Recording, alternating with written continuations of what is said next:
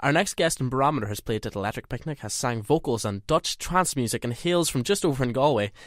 Now, Niamh Kennedy and her guitarist David Payne are here right in the studio having a chat with us. 2, 3, 4.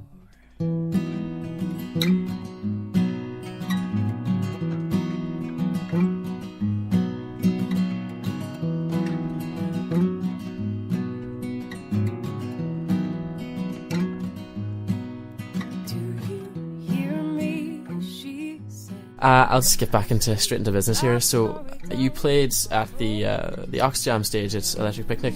Yeah. How was that actually? What kind of experience was that? It was great. It was amazing. We'd played. It was kind of our first summer playing the festival circuit, so we were lucky enough to be playing Knockanstockan in July, and then Electric Picnic then, which was so. It was great. It was definitely a lot more chilled out than the Knockanstockan crowd. Yeah. Which was lovely. The stage was lovely, but you know, you kind of had to stop. There were so many times I was thinking in my head, "Oh my God, we're playing Electric Picnic," trying not to mess up. But no, it was really enjoyable. Loved Was it. that kind of the biggest festival you would have played recently? Well, how do you find that in comparison to, say, Knockanstockan or something smaller? I kind of prefer smaller festivals. Oh, right. I'll probably get another shot in the foot for saying that. They're never going to get back to Electric Picnic. It's great, but even with Electric Picnic, you know, there's so many stages there that a lot of them are their own little areas nearly for the weekend. Like even the Oxjam stage was great. Yeah. They have their own lineup each day, and you know, people keep going back to the same place. You know, there's good music there. Yeah. So it's almost. We obviously weren't on like a main stage or a huge big stage. It was nice being on a little stage within a big festival. Yeah. So it was great. Yeah. Did you find it was hard getting access to that sort of? Did you find it was hard getting, starting, or someone offering you this place, or did you have to look hard for it? Well, we were actually lucky. We got in through a competition that was run, and 10 bands got picked to play on the Oxjam stage. To pay. Yeah. Huh? So, Be careful. Yeah, I mean, it's funny, like this kind of conversation has been coming up a lot recently with me, and just how important social media is in the music industry now. And even though it's sickening, because you know, at the end of the day, a lot of people are just musicians and they're just songwriters, and they're expected to be brilliant self-promoters now, or you know, it's a bit difficult. So, but like, I mean, we found the competition online, and kind of when you get your name out there online as well, when you have an online presence, that's the best way really to kind of get picked up, I suppose, or get accepted into festivals like these. And things like that do attract, well, they do give you a lot of extra following. Like, definitely, since the festival, how has that made much of a difference to you? It's, you know, I still think we've a good bit to go, trying to just gig a good bit more and stuff. But definitely after Knockanstockan, I found a lot more people, because Electric Picnic is so big that really the people who are there are the only people that are going to be talking about you, whereas Knockanstockan is such a kind of, it's more concentrated. Yeah, no, it's like everyone who's in the festival, or a lot of the people who will be at the festival could be at our stage. So we got a nice few people coming up to us, going around the site. So it's a real kind of a promotional tool for ourselves now to use as well. People's ears kind of prick up when they hear, oh, they played Electric Picnic and they played Knockanstockan, and you know, they seem to be a little bit more interested in what you kind of have to say then. So we have to use that to our advantage, and kind of. So it's good to be able to throw that out, I suppose. But you were promoting work during the summer. You weren't just standing there. What's that? You weren't just standing there. You were promoting something. Oh yeah. From the Depths, your new album. What had you in mind when you were making that? Well, a lot of the songs would have been songs I had already written before I met Dave. In college, so we met in college, but we kind of started playing together in my final year of college, and so I suppose from the Depths really kind of it really kind of it progressed in the sound, because before Dave had joined, it was just myself and a few chords, but then he came and fancied it up a bit, and we recorded the both of us recorded the album in my basement in my old home in the North Circular Road, and that's why it's called From the Depths, because it's from the basement. You've done a lot of, well, I know you're sitting here with two acoustic guitars here, but you've done a lot of trance music before. I have, yeah. What made you want to change genre there? Say that again. What caused the change in genre there? Not so much a change, but just kind of like an opportunity, I suppose. I was approached by a producer from the Netherlands, or two producers, and they were working as a team at the time, and they were looking for vocalists. So they asked me would I be interested in trying, like, in doing some vocals for them. Yeah. And since then, I've been writing with them and doing vocals every year, so it's completely different. I mean, but you can't, like, a lot of musicians, a lot of songwriters, you know, I think they have a bad habit of being quite snobby about it. I mean, you could, you know, I'd say some people might see it as a sellout, but at the end of the day, this is kind of what I'm doing. You have to be open to opportunities, and it's completely different. It's fun to be told, like, how to sing.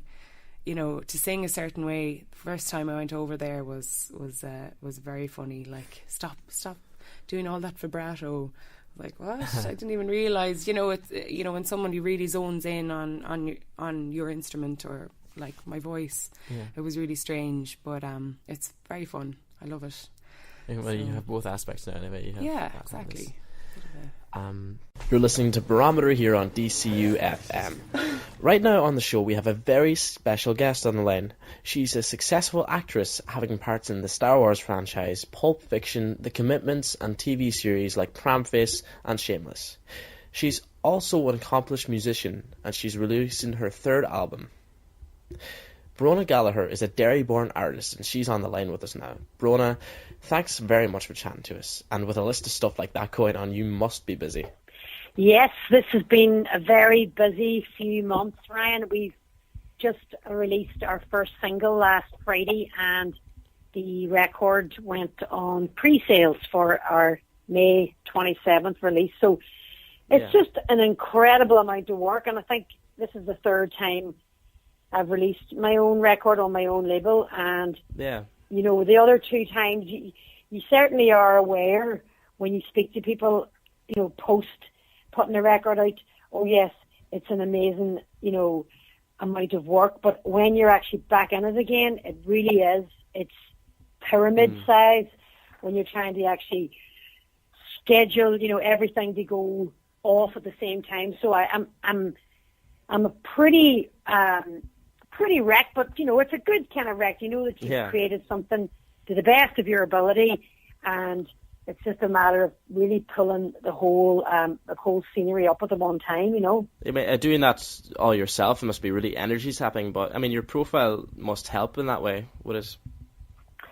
It has. I mean, I think the two go hand in hand, and I think it only helps if you know, people feel what the product that you're putting out there has value, and it's credible, and it's artistically, you know, unique.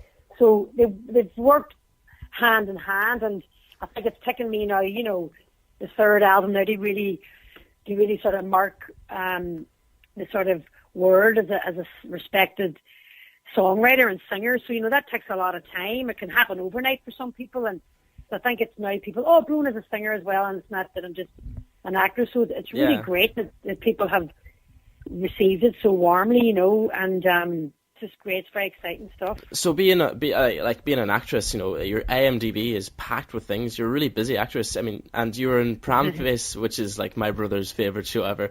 I know it's been so popular. I mean, it was one of those shows people just love, and I think they were really disappointed when they heard that it wasn't coming back on. It was a really sweet show, you know. The characters are so relatable. So how did you get in there? Was it just a case of your agents going in and doing auditions and stuff, or?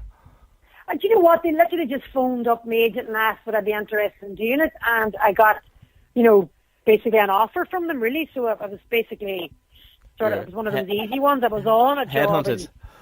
I was headhunted. I don't know. Yeah, I mean, it was very easy. Yeah, it was one of those easy ones. They just came and said, would I be interested? And I thought it was very funny. So, yeah, It was great. A really lovely project to be involved in.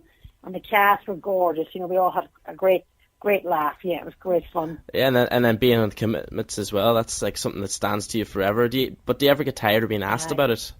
I don't, you know.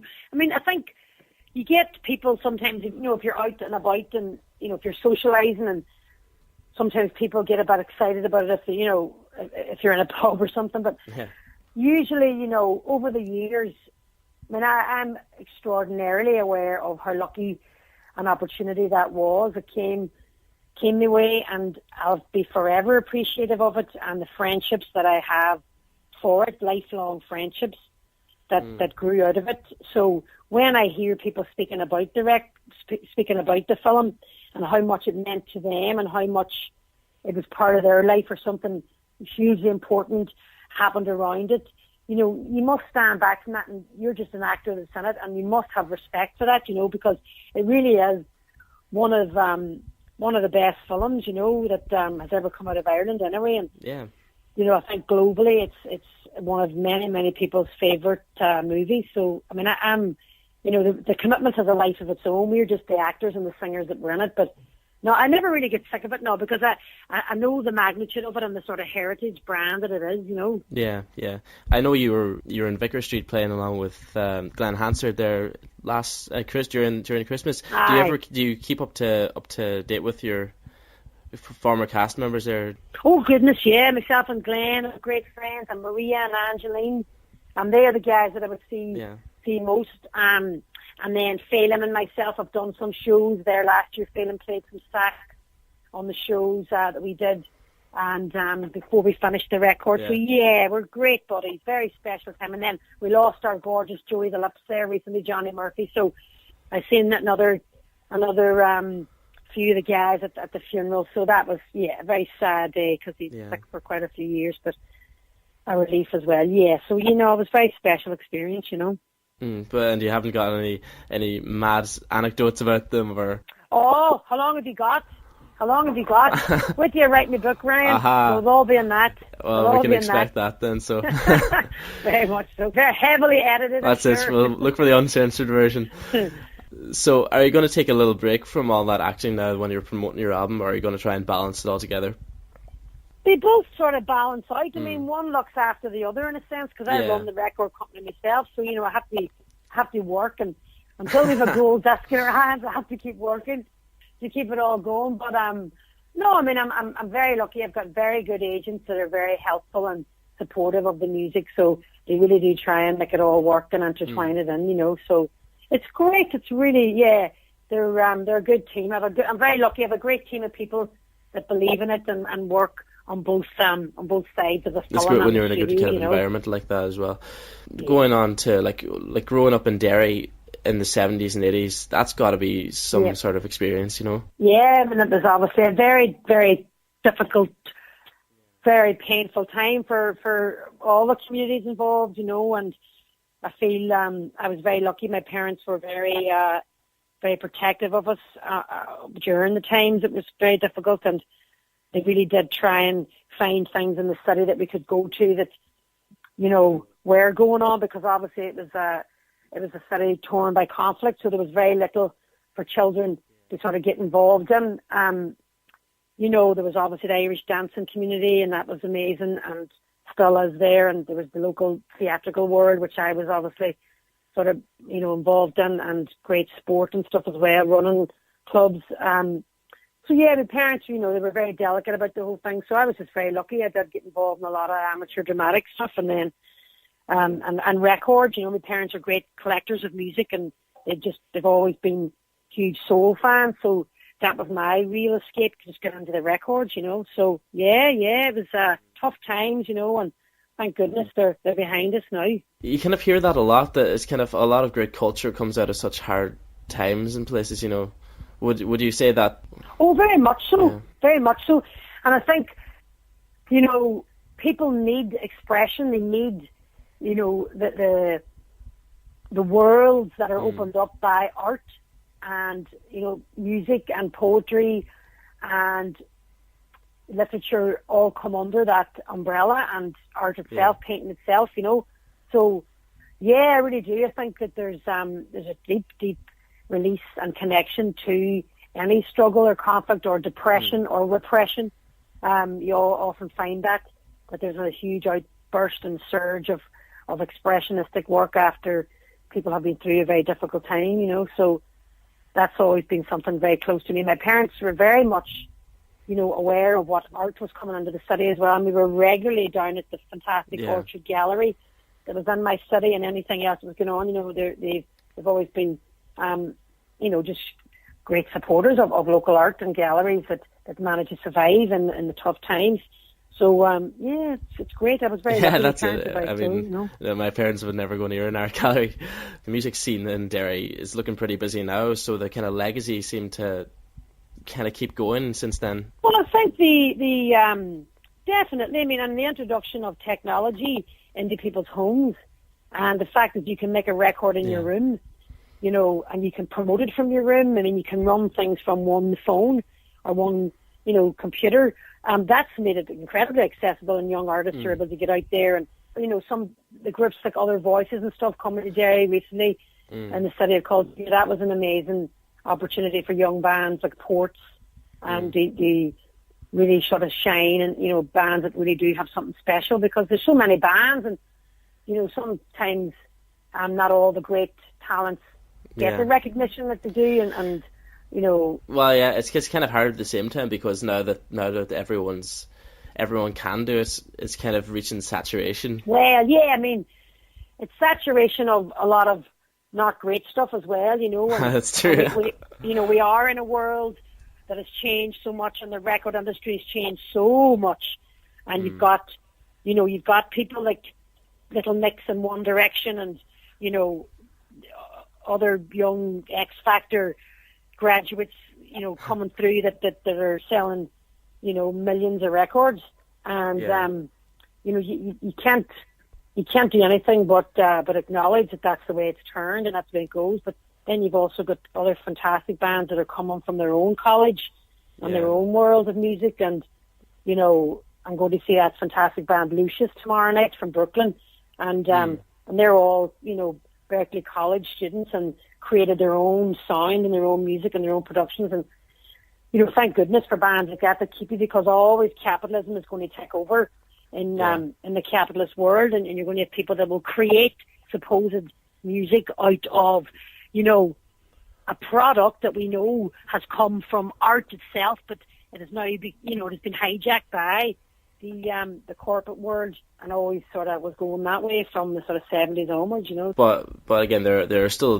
lots of grafters there, people that kind of. There's always going to be there's always going to be talent. I mean, you look at singers like Adele, and I think she's such a breath of fresh air, and she's such a great singer. She's got a beautiful personality. She's such a lovely girl to listen to talk, and she's just down to earth. There's no messing around. Yeah. And she's a talented stone singer, and it's just great that she has not just had success, she's completely and utterly wiped the floor with everything that's going on. And, she's the biggest selling artist in the world, and has been for quite a while. And it's great, sometimes these people, they give you confidence that the real singers and, real music is going to get out there, Cream of the crop always rises. Yeah, so, hopefully some people don't think that, but, I think it's a community that's supported by people that love it, so we all keep an eye on each other and support each other, and that's where Glenn has always been incredibly generous. Anybody who's ever kind of dug, he's always given them, a spotlight on his stage too. Venues like Whelan's as well, and Dublin, always. Whelan's are great. I mean, Whelan's to me is the best venue in Ireland. It's so well run. They're so supportive of independent artists like myself, and gives you hope, Kind of, yeah. I wish there was more of that actually in Ireland.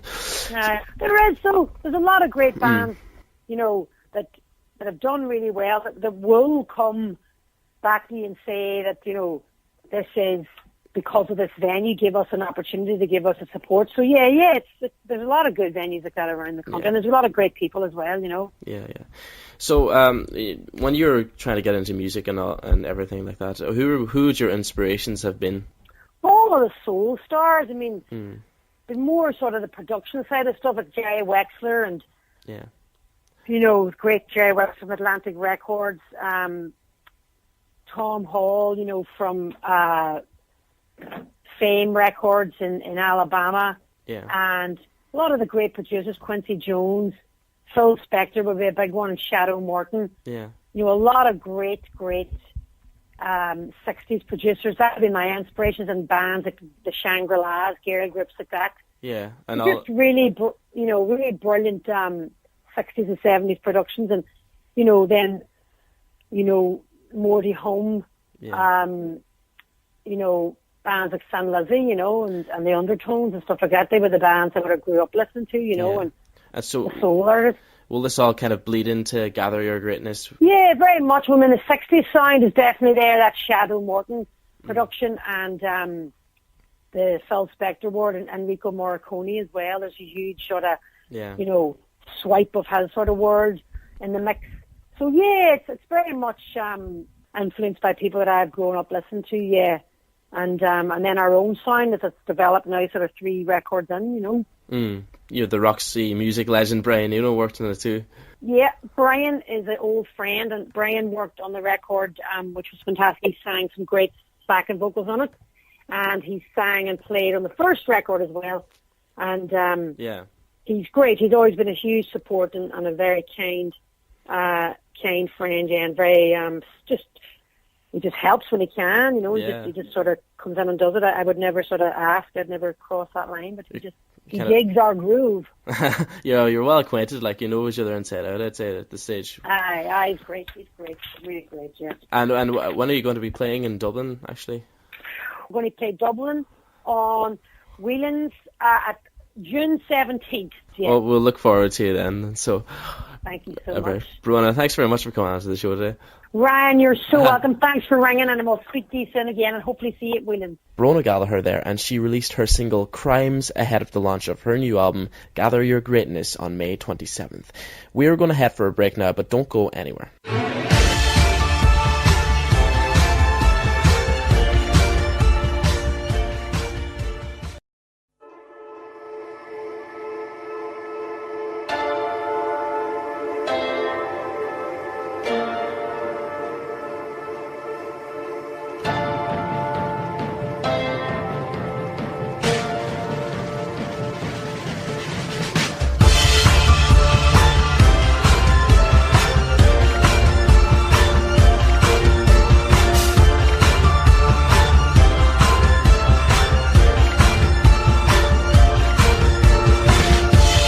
Welcome to Barometer here on Monday the 14th of March.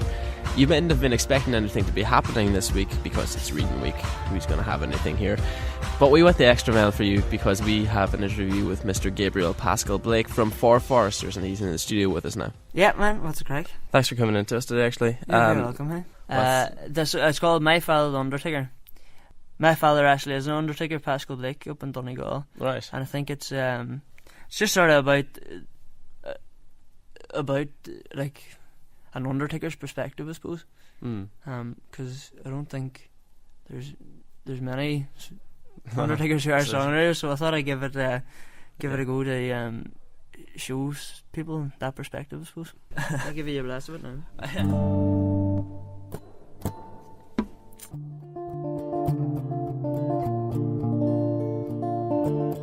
So how did you come up with the name of the band first, like for Four Foresters? Well, there's a poem that I had written that sort of just fell out of me, and it kind of revolved around this idea of like foresters and these people who like sort of tell lies and aren't like really great people. And then there's a line in the poem that says, "For the foresters will sleep tonight." And then we used to be called under my own name, Gabriel Pascal Blake, but I just didn't. Myself and the boys were all putting in such equal efforts. I didn't think it was fair that I was getting all the attention. So we decided to change the name there in the summer to Four Foresters. And to me, it's sort of, our band is about that art, that expression, that realness and that honesty that comes through spoken word and comes through telling the story. And comes through the music we make. So I think our band is far foresters as far that idea of poetry and stuff. Yeah, so you put a lot of emphasis on the text and the poetry or whatever, and that comes through your music. Is that?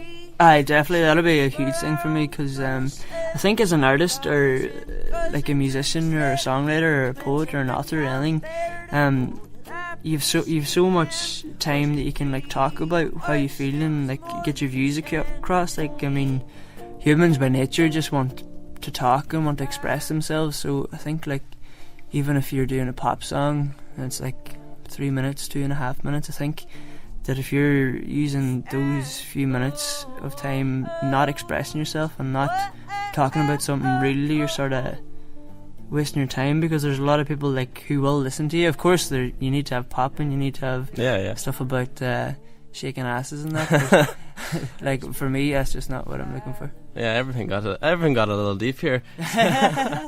So it gets very deep when I'm talking about things, you know. So, but how do you think music advances poetry in that sort of a way? Well, I suppose it's just like it's being able to express it in a more interesting way, I suppose. Like poetry on its own is brilliant and music on its own is brilliant, like instrumentals and stuff, but I think when you put the two together it's brilliant. Even last night I was in Trinity watching a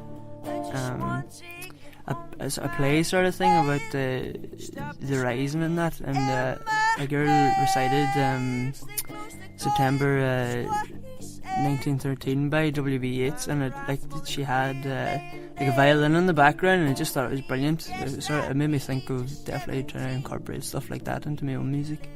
So I definitely think they advance each other brilliantly. Yeah, so has been set free. He was dressed and a little too keen to me.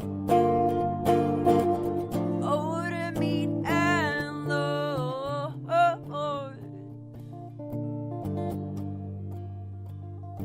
Oh, to meet and love.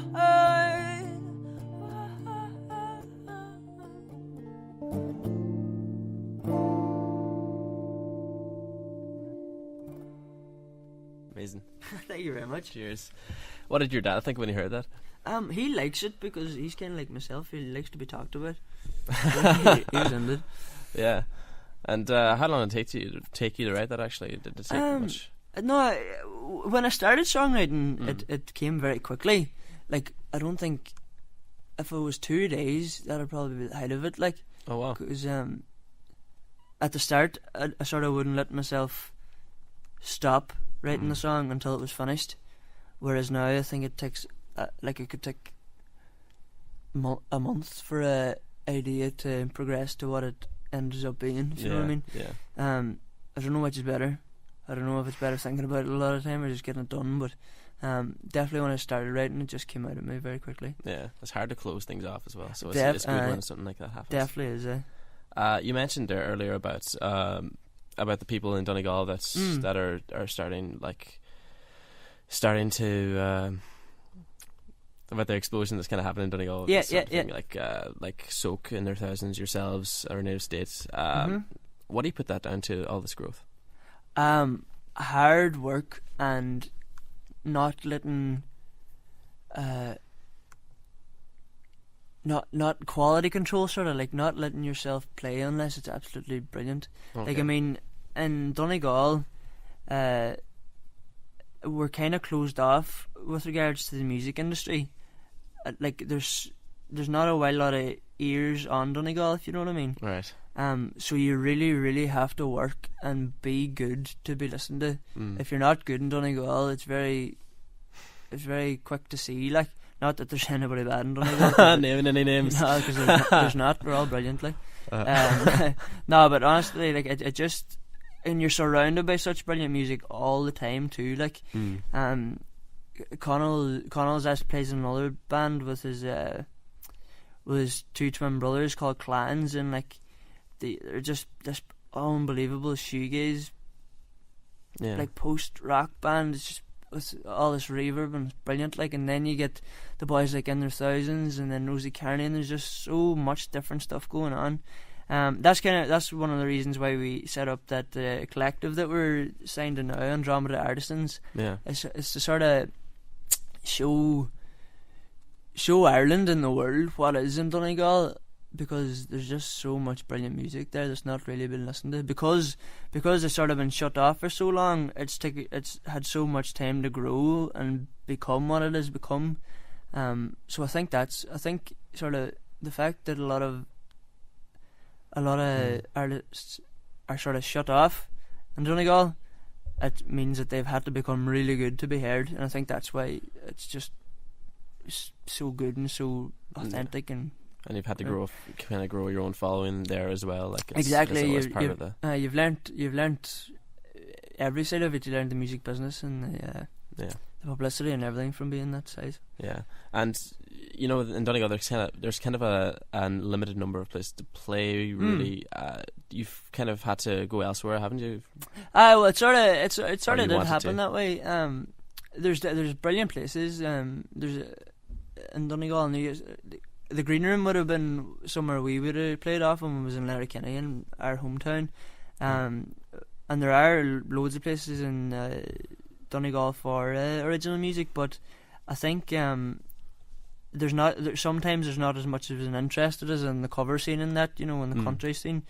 So sometimes you do have to go away to somewhere else that would listen to it, but it wasn't an intentional thing. It's just there was ears somewhere, so we wanted to play to those ears. The magnet there, and Derry's nearby as well. Derry, we used to play a lot in Derry. Actually, it was really good. Everybody's very, very into their music in Derry. Yeah, like live original music. So it felt natural to play a good bit there, if you know what I mean. Yeah, and as well with the huge success of In Their Thousands and Rosie Kearney in particular, you've toured with and played with a lot of those guys, haven't you? Well, we were just playing with In Their Thousands there last Wednesday night in Whelan's. That was great crack. The boys are sound. Anytime they're in Dublin, they seem to get us to play, so it's handy for us. But no, definitely, it's been it's really lovely being able to play with people like that, because you're always pushing yourself to become them, if you know what I mean. That's it. Or become to their standard. And you know, as you're students as well, so there's expenses like the car that you wouldn't have to worry about elsewhere. Exactly. Do you put a lot of money towards your art? Really? We try to, whatever money we can. If we make money from a gig, it goes straight back, and I'm sure that's the same with any band that's starting out, really. Yeah, see your €800 guitar there as well. Exactly. I don't know if that's trying to make the music better or make me feel good, but it's one of the two. Oh, that's it. But again, it's all part of the. Well, it's just about how seriously you take your music. I mean, if you're doing it as a hobby, that's perfect. You'll put a certain amount, you'll put as much money into as a hobby, but if you're thinking about it as a business, if you're that sounds sort of cold, but I don't mean it in that way at all. It's I want to be able to play music all my life, and I want to be able to do this seriously. The more serious you take yourself, the more willing you are to invest in yourself, if you know what I mean. The more belief in yourself, the easier it is to spend money and sort of being like, okay, I can do this, or I want to do this. So definitely, it's all about taking yourself seriously. Yeah, it's hard to, you know, at the start, you know, it's hard to kind of. It's a scary thing too. You're just like, am I really going to spend $1,000 going into the studio here, for a song, which we've done, and that's scary, But at the end of the day, doing that shows that you're taking yourself seriously, because, I want to be a musician who's touring and playing all the festivals and releasing my own albums and stuff. So not doing it would be more silly than actually doing it, if you know what I mean. So it's all about taking yourself seriously. Yeah, that's it. You mentioned there about you spend €1,000 recording a song. So have you got anything coming up in that way? We do. We have our first single to be released with Andromeda Artisans coming out now in April, called Tiles. That was recorded in Attica Studios, and Sarah Cullen did a lovely string arrangement for it too. She's a member of Andromeda Artisans as well. So I'm really, really excited to release it. It's been a song that's sort of been played about with for about a year and a half, so I'm itching to get it out. Yeah. The video for that song actually was shot in the old McClafferty house, where the boys have in their thousands, and on a cold January morning down in Downings, we threw one of our friends into a bucket of ice water. You'll see it when it comes out. It doesn't look as sore as it was for him. It was a good day. It's all worth it for the, end result. I don't know if Michael will think the same, but it definitely was for me. That's it. When's that coming out again? So sometime in April. Sometime in April. We haven't a set date yet, but April. It'll be April. Yeah. Is there anything else you can disclose with us? Anything you can play? Another tune, you mean? Yeah, another tune. Yeah, of course. I'll just tune up for it here. That was super subtle about it there. No, you're good, man. I think this will be our second release. Right. And it's a song called La Morgue. As I said, as from the first song, you can gather that my father's an undertaker. Yeah. And one day he was away. He was over in England doing a funeral, and it was to me in the Mortician, because there was a funeral away over in England that he had to do, and then there was 2 funerals at home that were still to be done. Yeah. And I just remember me and the Mortician having to do these 2 removals, and at the start of the day we were there, and there were the 2 bodies laying beside each other, and I just thought it was so interesting because these 2 people had never met, but yet now that they'd passed away, they were lying side by side. And I just thought that was very interesting because you never know where you're going to go once you pass away. But anyway, the first man we took away, and it was to a lovely home, and you could really see that he was loved, you know. And I thought this, like, of course it was a sad time and people were crying, but it was a lovely warm house, candles lit, and we left him, and we left the lid open, and obviously everybody loved him. And then later on that day we took the lady to a nursing home, and we laid her on her bed and laid her out to wake, but a member of staff just came into us and said that there's not much point having the coffin open because nobody's coming to see her. And I just thought that was one of that, like, I take pride in how well I can do funerals and stuff, because it is, you can't be like getting emotional. You have to be there for the family, you know, of the person who the family of the person who has passed away. But I think that's one of the things in songwriting. It lets me deal with the emotions I have when I'm singing it, and I don't have to deal with them in real life then. So I just had to write the song sort of about that day and sort of for that lady who had no one to wake her.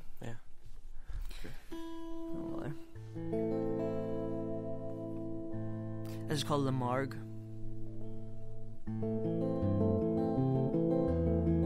So I see you got involved, you're getting involved in student life. You're in Dublin. You're a student yourself. Yeah. What course do you do, or what sort of? Well, I'm in BIM on Francis Street doing commercial modern music, specialising in songwriting. Yeah. And then Gary is in UCD. He's doing architecture. And Connell's still up in Donegal, but he's also studying nursing in Derry. So you're going for it. You're going for the music. Aye, definitely. Everybody comes to that crossroads in their lives when they leave secondary school, I suppose, and I just knew then that I don't think I'd be happy doing anything else. Do you know what I mean? So it's so hard to get into BIM as well here. Aye, it's a very, very good college. There's some amazing acts there, so I was delighted when I was able to. So I knew that I got in. So yeah, that's it. So how did you guys get together? Well, we'd been playing for since we were very, very young. In primary school, I was the only person in the class that played guitar, and Gary was the only person in the class, maybe even the school, that was playing drums. So then when we got to secondary school, I just asked him, would you want to start playing together and stuff? And then Connell didn't want to be left out, so he took up the bass. So he just decided to start playing bass too. Yeah. it was. I don't know if it was the easiest option, but it was definitely the one that suited him best. Yeah. But he's an amazing bass player now after all the years. So that's how it happened. Like, we'd played in many different bands coming up, but the three of us like always stayed as a tight unit, you know, like a few different people, like our other cousins, Layla Keeney and Lauren Keeney and stuff. We were played with them and it was brilliant, but I think just me, Conal and Gary always were just that tight knit band, and it's really really good to be able to play just as the three of us now, because I think we're all on the same wavelength, and it's very, very to me it's very real, because like we're all in the same sort of times in our lives and stuff. Yeah, you all have the same interest, well, not interest, the same taste in what you want to put across, really, do you? We would do. I think the boys definitely let me sort of run and do my own thing a lot of the time. Like, we were playing a gig in the Ballard there up in Balbafay in Donegal, and they were just saying it was like they were just sitting there playing, and it was like watching a Wayne at a birthday party, and we just getting to jump about and do all I want. But no, I definitely think that we all have the same musical idea and the same passion for it as well. Yeah, and so I saw like that you describe your music as experimental folk rock. What is that? How do you? Well, I think it's I think just giving music a straight genre like folk or rock or just the one thing is it doesn't suit the music scene. So that sort of experimental folk rock or post folk idea is that like folk songs are sort of like songs coming from the people, and like a lot of it like was like about like people who are oppressed and stuff like that, and that was how it was at the time. But I think now that like the idea of post folk is like how people are now. Like I'm singing songs about like a young 19-year-old male, so I think that's, to me, is folk, but it's post folk because it's what it's evolved into nowadays. And then sort of experimental rock is because every tune we do, we don't really know what we're doing, we're trying to move it forward. Nobody dies the same way.